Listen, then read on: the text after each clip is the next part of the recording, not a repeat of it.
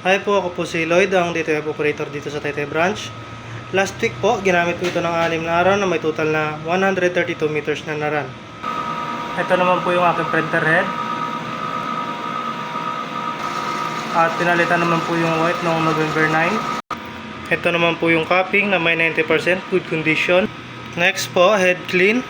Press lang natin yung clean.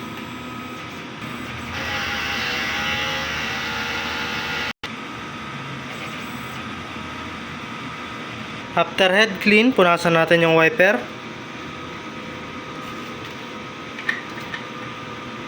Next is nozzle test. Press lang natin yung test.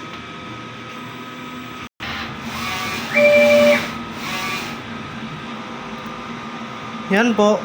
Kompleto naman po yung kulay. Ang ink system level ay tama lang.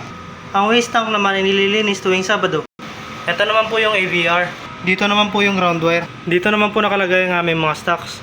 Ito po yung para sa in-use supplies. Dito naman po yung sa unused. Yan po, tama lang po sa CMYK. Dito naman po yung powder tsaka cleaning solution. Dito naman po yung film. Ito naman po yung aking production log. Yan po, updated naman po. Ito naman po yung aking consumable monitoring. Ito yung para sa cyan, sa magenta, sa yellow, sa black, sa white, DTF film, powder, clear solution, at green solution. At ito naman po yung aking daily checklist. Yan po, updated naman po. Yan lang po, marami pong salamat.